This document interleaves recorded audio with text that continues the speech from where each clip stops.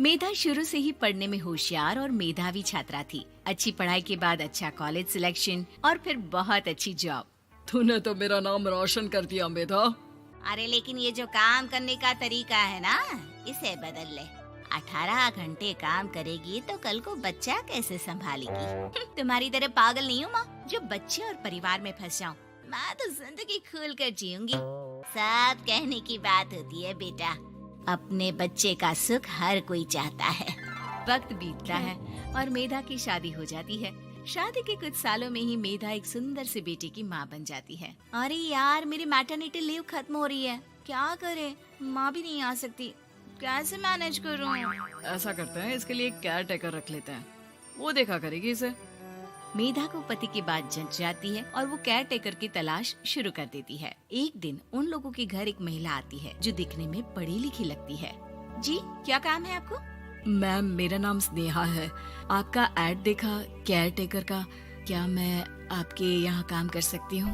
हाँ, क्यों नहीं, लेकिन आप तो अच्छे घर की लगती हैं, फिर नौकरी क्यों?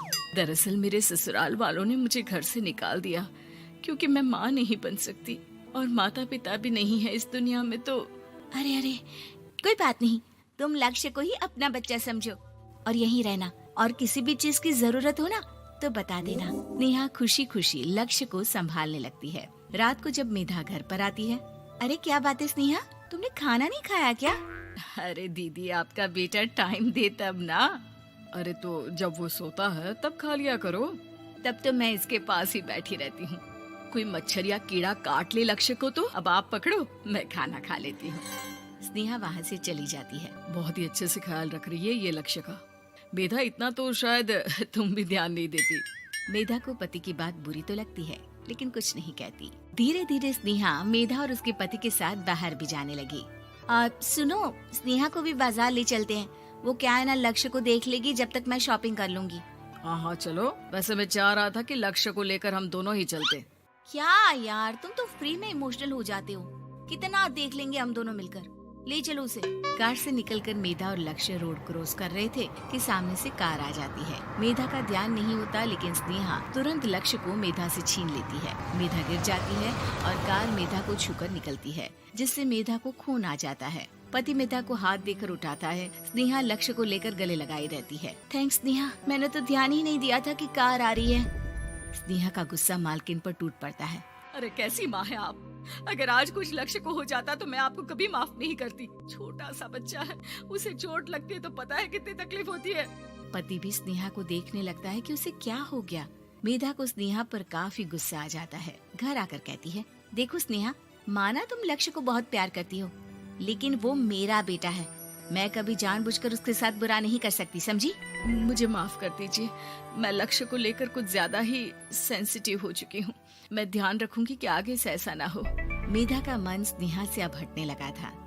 एक शाम मेधा ऑफिस से घर आती है कि लक्ष्य उसे दिखाई नहीं देता और ना ही स्नेहा। वो स्नेहा के कमरे में जाती है जहाँ दोनों सो रहे होते हैं।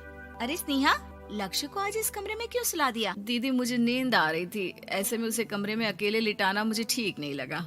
मेधा बच्चा उठाने लगती है कि स्नेहा टोक देती है। रहने दीजिए ना दीदी, सो रहा है, फालतू में नींद खराब हो जाएगी। मेधा को गुस्सा आ जाता है और वो बच्चा उठाकर वहाँ से चली जाती है। अगले दिन मेधा स्नेहा को बुलाती है, साथ में एक और लड़की खड़ी होती है। स्नेहा, अब तुम अपना कुछ और देख लो, हम लोगों को नई केयर टेकर मिल गई है, तुम इस हफ्ते घर छोड़ देना। स्नेहा का मन लक्ष्य को छोड़ने का नहीं करता, लेकिन नौकरी तो नौकरी होती है ना।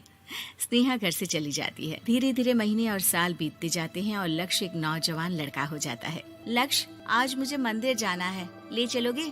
ठीक है माँ, एक काम करके अभी वापस आता हूँ, तब तक आप और पापा दोनों तैयार हो जाइए। दोनों तैयार होकर बैठ जाते हैं लेकिन लक्ष्य काफी देर तक नहीं आता। अरे मेधा, फोन तो करो लक्ष्य को, देखो क्या हो गया उसे। मेधा फोन करती है तो पता चलता है कि लक्ष्य का एक्सीडेंट हो गया है और वो सिटी अस्पताल में है। जल्दी चलिए, पता नहीं कैसा होगा मेरा बेटा। अरे चिंता ना करो, सब ठीक होगा, मैं अभी कार निकालता हूँ।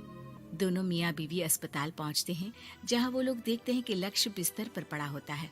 एक महिला इन्हें यहाँ लेकर आई है, वो वहाँ बैठी है, लेकिन फिलहाल तो आप लोगों को इनके लिए किडनी का प्रबंध करना होगा। एक्सीडेंट में इसकी किडनी डैमेज हो गई है। मेरी ले लीजिए डॉक्टर साहब, मेरे बेटे को बचा लीजिए। नहीं नहीं, आप माँ हैं, आपकी नहीं ले सकते, पिता की भी नहीं। आप किसी रिलेटिव या दोस्त से पता कर लें और हाँ थोड़ा जल्दी करें क्योंकि देर होने से मामला बिगड़ सकता है। मेधा बैठकर रोने लगती है कि वहाँ डॉक्टर आ जाते हैं। जिस औरत ने आपके बेटे को यहाँ भर्ती कराया था वो अपनी किडनी आपके बेटे को देना चाहती है। कौन है वो? कहाँ है वो? तभी वहाँ स्नेहा आ जाती है।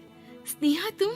मैं लक्ष्य को पहचान नहीं पाई थी, लेकिन आप लोगों को देखकर समझ गई कि ये लक्ष्य है, इसलिए वापस आ गई। मैं अपनी किडनी आपके बेटे को देना चाहती हूँ। मेरी अपनी तो कोई औलाद नहीं, लेकिन लक्ष्य में मैंने हमेशा अपना बच्चा देखा। तुम धन्य हो स्नेहा, जो इतने साल में भी लक्ष्य को भूल नहीं पाई। सही मामले में तो वो तुम्हारा ही बच्चा होगा, क्योंकि जन्म भले ही मैंने दिया हो, लेकिन आज तुम उसकी जिंदगी बचा रही हो।